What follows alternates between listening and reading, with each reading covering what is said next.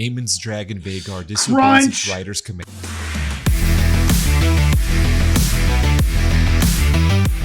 What's going on, YouTube? Welcome back to another video. Thanks for clicking on this one. We're happy to have you here. Today we're doing something a little different. I'd really like to take the channel into some TV and movies, and that's exactly what we're doing here. Tonight is Sunday, June 16th, which means that House of the Dragon Season 2 is dropping its first episode, and I am so excited about that. I didn't necessarily want to react to the full first season again. I've seen it a few times because I've really enjoyed it, but I would like to go through Season 2 with you all here on the channel and react to it as they come out. So with that being said, today we're going to take a look at a Season 1 recap, get ourselves caught up on everything that we need to know for Season 2, and stay tuned for the episodes to come out as they're released. But without further ado, let's jump right into the video. Just want to give a big shout out to Recap and Chill for posting this video. Let's jump right into it. Season 1 of House of the Dragon opens 200 years before the events of Game of Thrones, we know that, of course. where the Targaryen dynasty on the Iron Throne of Westeros is at its Love peak, that armor. and dragons still roam the sky. Yep. As King Jaehaerys Targaryen nears death with no living male sons to name his heir, he convenes a great council to help him name his successor. They choose to pass over Jaehaerys' eldest grandchild, Princess Rhaenys, to appoint a male ruler, Jaehaerys' eldest grandson, Viserys. Years after Jaehaerys' death, King Viserys is also without a male heir, though he does have a loving relationship with his headstrong teenage daughter, Rhaenyra. Without a son, Viserys' current heir is his brother Daemon. Viserys' Hand of the King, Sir Otto Hightower, hates Daemon for his undiplomatic ways and penchant for violence, and insists that Viserys find a better suitor for the throne. Otto does have some reason to be concerned, as Daemon uses his ally and sometimes paramour, the White Worm Mysaria, to command her network of spies to advance his schemes. When Viserys' wife Aemma becomes pregnant, Viserys is confident that he will finally have a son and throws a massive tournament in celebration. During the tournament, Rhaenyra and her best friend, Otto's daughter Alicent, both become enamored with the young knight Criston Cole, who bests the great warrior Daemon in both jousting and melee. Unfortunately, Aemma falls ill and Viserys urges the maesters to perform an emergency surgery, killing his wife but saving his son. When that scene was so unbelievably brutal to watch, and I know it's on brand for Game of Thrones and HBO to not hold back in what they do, but that scene was a tough watch, was it not? And just say this here, I'm just now realizing as I'm going back through the recap, Otto Hightower gave me huge Littlefinger vibes. Just always toying and meddling and scheming, and it's always in spite of the good of the realm and that. Or is it Otto? Fuck. Anyways. When that son Balon dies mere hours later, Viserys is left an emotional wreck over his decision that cost him his great love. Daemon mocks the death of Balon, calling him heir for a day, before being confronted by Viserys. When Daemon calls his brother a weak king who is merely Otto's puppet, Viserys banishes him from King's Landing and officially names Rhaenyra as heir to the throne. The lords of Westeros obey their king's command and swear fealty to Rhaenyra as heir, though choosing a female successor leaves many questioning Viserys' decisions. Having officially named Rhaenyra his heir, Viserys then tells his daughter about a prophecy from the first Targaryen king, Aegon the Conqueror. And that's the first time that we see that's the blade that Littlefinger gave to the mercenary to kill Bran, right? And we see this blade travel through time into the Game of Thrones timeline, and I just love the continuity of things like that. And I really enjoy, like, in Game of Thrones, it was all about Dany's, well, not just all about, but it was Daenerys's ascension to the throne and how they get there and the fight against the Long Night. And I love that they allude to it, and it's something that's been passed down from Aegon the Conqueror. Like, he knew what was going to happen. And you know, if I'm wrong here, please, I'd love to have discussions in the comments, but let me know your thoughts on what you felt when you first saw the dagger in the show.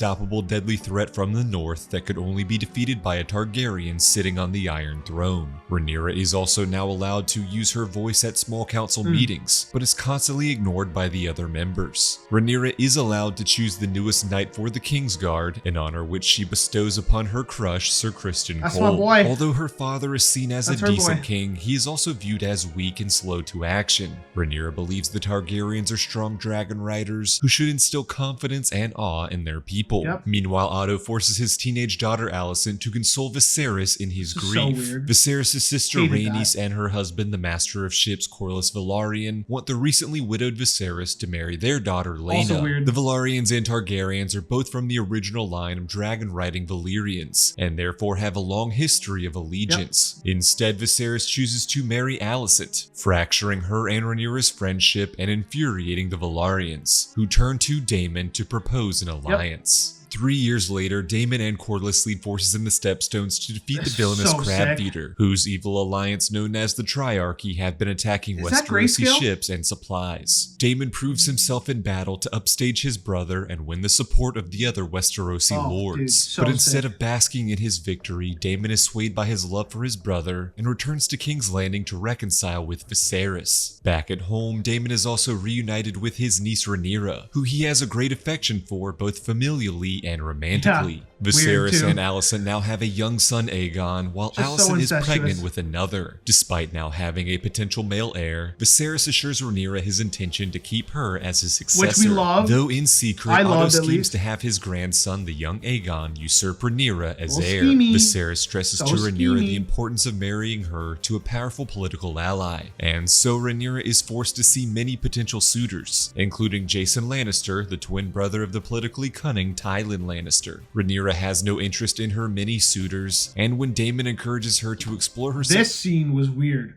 No? Like, everybody watching it was like, me and my friends as we were watching it were like, whoa, hang on a minute. What is going on here? Like, you can always tell there was the chemistry and the sexual tension there certainly was well done by the actors and the cinematography and alluding to it, right? But it just, I mean, I guess it's Game of Thrones. I guess we expect it, right?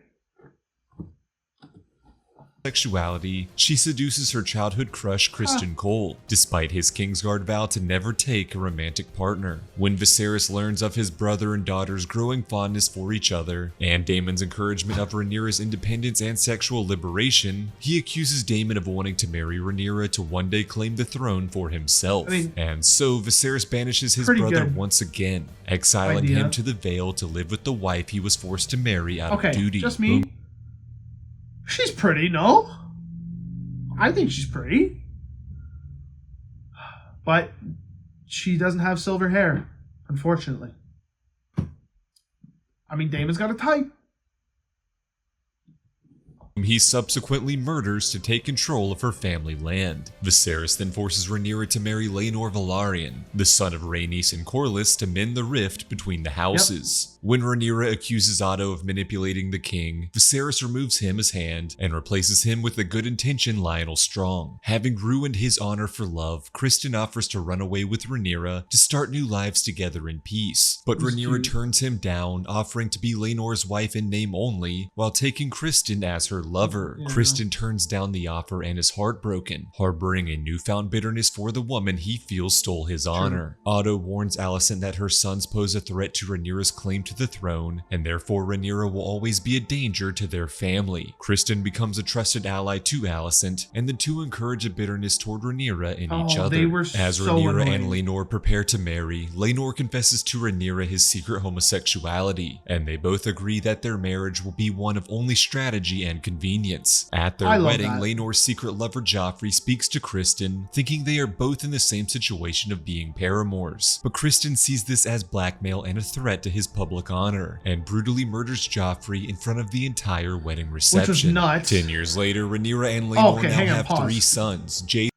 And then the big ass time jump, right? We didn't really see that in Game of Thrones or anything like that. It was really played out, and I understand that they're trying to fit in, you know, the House of the Dragon and the timelines that we're supposed to be covering. But I don't think I was expecting this honestly, I thought that season 2 might get to where they are now. I'm kind of happy that they did it because I like that it's kind of set up this huge conflict to unfold in terms of the power struggle of Rhaenyra claiming the throne, which I'm hoping is what's going to take place. But yeah, what a huge time jump that was. And like Alicent and Sir Criston, like, can you just fuck off, please? They just annoyed me. Like, and I don't mean annoy me as in like I didn't like who they were. I love that they made me feel that because it's exactly what they were supposed to do. They're the antagonists, at least in Rhaenyra's perspective, right? Anyways, let's continue on here. Ace, Luke, and Joffrey, but all three have dark brown hair instead of the silver blonde hair of a Targaryen or Velaryon. Otto and Alicent insist to the ailing King Viserys that the children are bastards, but Viserys refuses to believe this and publicly supports his daughter. Secretly, Rhaenyra has been having a years-long affair with her lover Sir Harwin Strong, the son of Viserys' hand Lionel. The spiteful Criston goads Harwin into a fight, publicly accusing him of fathering Rhaenyra's bastard children. This dishonorable confrontation leaves Harwin disgraced, and he is forced to bid Rhaenyra and his secret children farewell to return to his family home of Harrenhal alongside his father Lionel. Meanwhile, Otto has further corrupted Alicent against Rhaenyra, and she is now confident in her beliefs that her eldest son Aegon should be the rightful heir to the Iron Throne. Alicent confides in Lionel's scheming son Larys of her desire to see her father Otto reinstated as Hand of the King. To prove his usefulness to Alicent, Larys hires assassins to burn down his family home, tragically killing his own father and brother to ensure Otto is renamed Hand of the King. Elsewhere, Daemon is now happily married to Corlys and Rhaenys' daughter Laena, and they have two young daughters, Baela and Rhaena. They live in Essos in peace, all confident and powerful dragon riders. Unfortunately, Laena has complications during her third pregnancy and dies, leaving Daemon a depressed widower and single father. Rhaenyra and Daemon, both grieving their lovers, are reunited after years apart and begin a romantic relationship of their own. At Laena's funeral, Alicent's second son Aemon claims Laena's dragon Vhagar as his own. This devastates Rhaena, who believes her mother's dragon should rightfully be hers. Rhaenyra's children come to their cousin's aid and confront Aemon, resulting in an altercation that ends with Luke slicing out Aemon's eye with a knife. Alicent is enraged by this act and goes to her husband to seek retribution, but Viserys refuses to act against Rhaenyra's children. Alicent instead finds comfort in her father Otto, who has been reinstated as Hand of the King. As Alicent and Otto gather support to have the male Aegon sit the Iron Throne, Rhaenyra seeks help from Daemon to rally support for her own claim. The two help Laenor fake his own death in order to run away to live a life in peace with his new boyfriend. Okay, so for me, season 2 is Laenor gonna have a part to play? I really hope he does. I hope it wasn't just him like going away.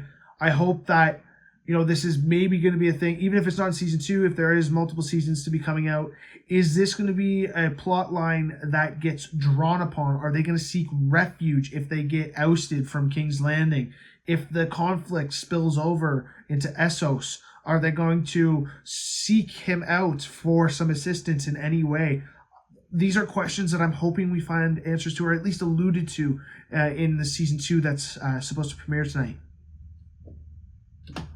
Allowing Rhaenyra and Daemon to marry each other and strengthen their position in the Targaryen dynasty. 6 years later, the aging Viserys has grown weak and sickly, leaving Alicent and Otto in charge of his political duties. The young Prince Aegon spends his days drinking and sleeping around, despite now being married to his own sister Helaena, who is also now the mother of his young children. Meanwhile, Criston trains Aemon to be a skilled and ruthless warrior. With everyone aware of his impending death, Viserys' entire family comes to his side and puts on a front of reconciliation. Daemon even helps Viserys keep his crown on his head and show strength in public to the residents of King's Landing, proving that despite years of strife, the brothers never stopped loving each other. Over a family dinner including Viserys, Daemon, Alicent, Rhaenyra, and all of their children, the nostalgic happiness is interrupted by the antagonistic Aemon mocking Rhaenyra's children as bastards, inciting a fight between all of the children that must be interrupted by Daemon. That night, as Viserys begins begins to succumb to death, he speaks with Alicent thinking she is Rhaenyra and rambles about Aegon the Conqueror's prophecy of a northern threat and his desire to support her claim to the throne. As Viserys finally dies, the mistaken Alicent believes that it was her husband's dying wish to support their son Aegon as the rightful heir to the Iron Throne. Before Viserys... Like, I get it. If I'm Alicent, I'd think the same thing, but for all of us as the viewers, it's like, oh, come on. Are you serious? Viserys' death can be made public. Otto and Alicent convene the small council and scheme to have the young Prince Aegon usurp Rhaenyra as the new ruler of Westeros. When small council member Lord Beesbury refuses to go along with the plot, Criston Cole murders him, proving his loyalty to the Hightowers and earning the rank of Lord Commander of the Kingsguard. Alicent's loyal and scheming ally Larys burns down Mysaria's brothel in an attempt to shut down her network of spies and the King's Landing intel it could provide to Daemon. Otto forces all of the nobles in King's Landing to bow down to their newly crowned King Aegon, imprisoning and hanging anyone who refuses. Unfortunately, Rhaenys Velaryon is in King's Landing during the Hightower coup and is arrested for refusing to swear fealty. She is rescued by Eric Cargill, a member of the Kingsguard loyal to Rhaenyra, despite his twin brother Arik swearing loyalty to Aegon. Rhaenys and Eric arrive in Dragonstone to inform Rhaenyra of Viserys' death. I just gotta pause there. We'll go back here to listen to more of the recap. The twins, the brothers, going at each other, choosing fealty to two different rulers. If you haven't seen Vikings, it just makes me think of Harold and his brother Eric. I think it was Eric. Where Eric chose Bjorn and Harold obviously fought for Ivar. And the two went to battle against each other, and it was just so heartbreaking. I wonder if we'll see a battle between them at the hands of Rhaenyra's armies and Aegon's. Certainly we'll have to wait and see. And the coup staged by the Hightowers and their Green Council. This news shocks and devastates Rhaenyra, who is now pregnant with Daemon's child, but she tragically goes into premature labor and delivers a stillborn baby. Despite her weakened state, the inhabitants of Dragonstone, including the bitter Corlys and Rhaenys Velaryon, rally around Rhaenyra as their queen and support her son Jace as her heir. As Daemon calls for Rhaenyra's Black faction to go to war with the Hightower Greens to take back King's Landing, the young Princes Jace and Luke are sent on their dragons to rally support from all of the noble houses in Westeros. Luke arrives and storms in to persuade Lord Boros Baratheon to pledge his allegiance to Rhaenyra, but unfortunately discovers that Aemon Targaryen has already arrived to convince House Baratheon to instead support King Aegon. As Luke leaves on Dragonback, the vengeful Aemon attacks with his own dragon, seeking retribution for Luke slashing out his eye years ago. But instead of a simple eye for an eye, Aemon's dragon Vhagar disobeys its rider's commands and devours both Luke and his dragon, killing them instantly. Rhaenyra is devastated upon learning of her son's death, the first of many deaths in a war that will soon be known as the Dance of Dragons. Well, you heard it there. The Dance of Dragons is to come up next. I'm so excited for season 2. I love the Dance of Dragons. If I believe was a book read by Stannis Baratheon's daughter to Sir Davos in the prison when he was imprisoned by Stannis in Game of Thrones, I believe, where she talked about Rhaenyra going against her nephew Aegon. So I'm excited to see it play out. Everything that was alluded to 200 years in the future is about to play out in front of us. If you're excited to see House of the Dragon on the channel, as well as more TV and movies hopefully to come, please let me know with a like, and please let me know if there's any movies or TV shows that you'd like to see me react to here on the channel. With that being said, we'll see you in the next one.